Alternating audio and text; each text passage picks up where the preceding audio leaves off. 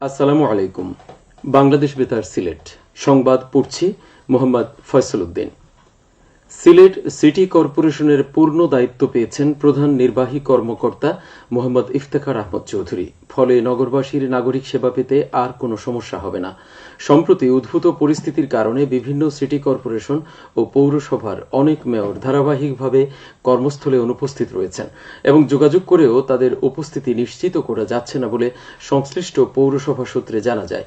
এর প্রেক্ষিতে city corporation ও পৌরসভার অনেক ধরনের কার্যক্রম স্থবির হয়ে পড়েছে এবং জনসেবা বিঘ্নিত হচ্ছে। স্থানীয় সরকার মন্ত্রণালয়ের এক আদেশে জানানো হয়, সিটি কর্পোরেশন ও পৌরসভার জনসেবা অব্যাহত রাখা ও প্রশাসনিক কার্যক্রম চলমান রাখতে প্রধান নির্বাহী কর্মকর্তাদের পুনরাদেশ না দেওয়া পর্যন্ত সাময়িকভাবে পূর্ণ আর্থিক ও প্রশাসনিক ক্ষমতা অর্পণ করা হলো। এছাড়া সিলেটে যেসব উপজেলা পরিষদের চেয়ারম্যানরা কর্মস্থলে অনুপস্থিত রয়েছেন সেই সব উপজেলা পরিষদের চেয়ারম্যানের হাতে থাকা আর্থিক ও প্রশাসনিক দায়িত্ব সংশ্লিষ্ট উপজেলার ইউএনওরা পালন করবেন। প্রাণচাঞ্চল্য ফিরে পেয়েছে সুনামগঞ্জের থানাগুলোতে। কাজে ফিরেছেন পুলিশ সদস্যরা। জেলার সকল থানায় শুরু হয়েছে পুলিশের নিয়মিত কার্যক্রম। কোটা সংস্কার আন্দোলনকালে বিতর্কিত কার্যক্রমের জন্য সুনামগঞ্জ সদর মডেল থানার ভারপ্রাপ্ত কর্মকর্তা মোহাম্মদ খালেদ চৌধুরীকে ক্লোজড করে তার স্থলাভিষিক্ত করা হয়েছে ডিবির ওসি আব্দুল আহাদকে। 14 আগস্ট পর্যন্ত জেলার অন্য কোনো থানায় নতুন করে কোনো কর্মকর্তা পরিবর্তন হয়নি বলে জানিয়েছেন পুলিশ সুপার MN মোরশেদ। এদিকে জেলার বিভিন্ন থানায় খোঁজ নিয়ে জানা যায়, ঊর্ধ্বতন কর্তৃপক্ষের নির্দেশ মোতাবেক কাজে যোগ দিয়েছেন পুলিশ সদস্যরা। অন্যান্য দিনের মতো নিজ নিজ দায়িত্ব পালনে নিযুক্ত হয়েছেন তারা। ছাত্র জনতার পক্ষ থেকে ফুল দিয়ে পুলিশকে স্বাগত জানানো হয়। থানায় আইনি সেবা গ্রহণ করতে আসছেন সেবা প্রত্যাশীরা। সাধারণ ডায়েরি, পুলিশ ক্লিয়ারেন্স সহ যাবতীয় কার্যক্রম সচল রাখতে কর্মব্যস্ত পুলিশ সদস্যরা। পুলিশ সুপার MN মোরশেদ বলেন, নির্দেশনার পর থেকে জেলার সকল থানায় কাজে ফিরেছেন পুলিশ সদস্যরা। আগের মতো থানায় থানায় প্রাণ চাঞ্চল্য ফিরে এসেছে। আইন শৃঙ্খলা পরিস্থিতি নিয়ন্ত্রণে পুলিশ মাঠে কাজ করছে।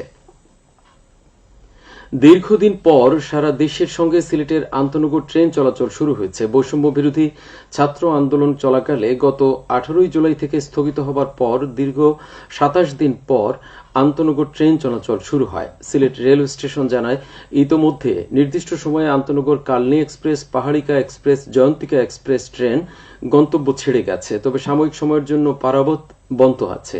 ট্রেন যোগাযোগ চালুকে কেন্দ্র করে সব ধরনের প্রস্তুতি নেওয়া হয়েছে। এর আগে 12 আগস্ট মালবাহী ট্রেন ও 13 আগস্ট থেকে মেইল, লোকাল ও কমিউটার ট্রেন চালু হয়েছিল। এইচএসসি ও সমমান পরীক্ষার নতুন সময়সূচি প্রকাশ করেছে শিক্ষা মন্ত্রণালয়। বাকি থাকা পরীক্ষাগুলো 11 সেপ্টেম্বর থেকে শুরু হবে বলে জানানো হয়। গতকাল আন্তঃশিক্ষা বোর্ড পরীক্ষা নিয়ন্ত্রক কমিটির আহ্বায়ক প্রফেসর মোহাম্মদ আবুল বাশারের স্বাক্ষরিত এক বিজ্ঞপ্তিতে এই তথ্য জানানো হয়।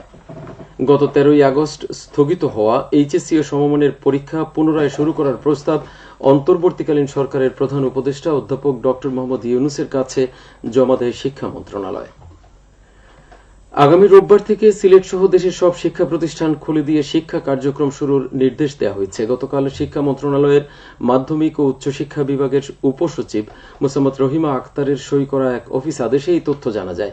এতে বলা হয়, শিক্ষা প্রতিষ্ঠানসমূহ খুলে দিয়ে শিক্ষা কার্যক্রম শুরু করার জন্য প্রধান উপদেষ্টার নির্দেশনা প্রদান করেছেন। প্রধান উপদেষ্টার নির্দেশনার পরিপ্রেক্ষিতে আগামী 18 আগস্ট রোববার থেকে শিক্ষা প্রতিষ্ঠানসমূহ খুলে দিয়ে শিক্ষা কার্যক্রম শুরু করার প্রয়োজনীয় ব্যবস্থা গ্রহণের জন্য সংশ্লিষ্ট সকলকে অনুরোধ জানানো হয়। এদিকে বৈষম্য বিরোধী ছাত্র জনতার আন্দোলনের কারণে প্রায় 1 মাস বন্ধ থাকার পর খুলেছে সিলেট সহ সারা দেশের প্রাথমিক বিদ্যালয়গুলো। প্রাথমিক ও গণশিক্ষা মন্ত্রণালয়ের নির্দেশনার পর বুধবার থেকে প্রাথমিক বিদ্যালয়গুলোতে পাঠদান শুরু হয়েছে। বুধবার শিক্ষার্থী উপস্থিতি সাধারণ সময়ের তুলনায় কিছুটা কম ছিল, তবে গতকাল সেই সংখ্যা বেড়েছে। আগামী 2-3 দিনের মধ্যে বিদ্যালয়ে শিক্ষার্থীদের উপস্থিতি আরও বাড়বে বলে আশা করছেন প্রতিষ্ঠান প্রধানরা। প্রিয় শিক্ষার্থীরা, ক্লাসে ফেরায় উচ্ছ্বসিত শিক্ষকরা, দীর্ঘদিন পর ক্লাসে ফিরতে পেরে আনন্দিত শিক্ষার্থীরাও। নগরের বিভিন্ন বিদ্যালয়ে গতকাল সরেজমিনে দেখা গেছে, শিক্ষার্থীদের উপস্থিতি ছিল চোখে পড়ার মতো। তাদের কলকাকলিতে বিদ্যালয় প্রাঙ্গণ মুখরিত। বৈষম্য বিরোধী ছাত্র আন্দোলনে হামলা নির্যাতনের অভিযোগে সাবেক 2 সংসদ সদস্য সহ 350 জনের বিরুদ্ধে মামলা দায়ের করা হয়েছে মৌলভীবাজারে। বুধবার রাতে বৈষম্য বিরোধী ছাত্র আন্দোলনের সমন্বয়ক আব্দুল কাদের মৌলভীবাজার মডেল থানায় এই মামলা দায়ের করেন। মামলায় সদ্য বিদায়ী সংসদ সদস্য মোহাম্মদ জিল্লুর রহমান, সাবেক সংসদ সদস্য নেসার আহমেদ সহ আওয়ামী লীগ, যুবলীগ ও ছাত্রলীগের 150 জনের নাম উল্লেখ করে অজ্ঞাতনামা 200 জনকে আসামি করা হয়েছে। মৌলভীবাজারের কমলগঞ্জ উপজেলার আলীনগর চা বাগানে রাধাকৃষ্ণের 73তম ঝোলন যাত্রা উৎসব গতকাল থেকে শুরু হয়েছে। ঝোলন মণ্ডপে কড়া নিরাপত্তার মধ্য দিয়ে মঙ্গল ঘট স্থাপন করে পূজা অর্চনার মাধ্যমে 5 দিনব্যাপী এই উৎসব শুরু হয়। ঝোলন যাত্রা চলবে সোমবার পর্যন্ত। সবশেষে আবহাওয়া। সন্ধ্যে 6টা পর্যন্ত পূর্বাভাসে বলা হয়েছে সিলেট সহ পার্শ্ববর্তী এলাকায় আজ কোনো সতর্কবাণী নেই এবং কোনো সংকেতও দেখাতে হবে না। আজ সিলেটের সূর্যোদয় হয়েছে সকাল 5টা 27 মিনিটে, সূর্য অস্ত যাবে সন্ধ্যে 6টা 26 মিনিটে। সংবাদ শেষ হলো। পরবর্তী স্থানীয় সংবাদ প্রচারিত হবে বিকেল 4:30টায়।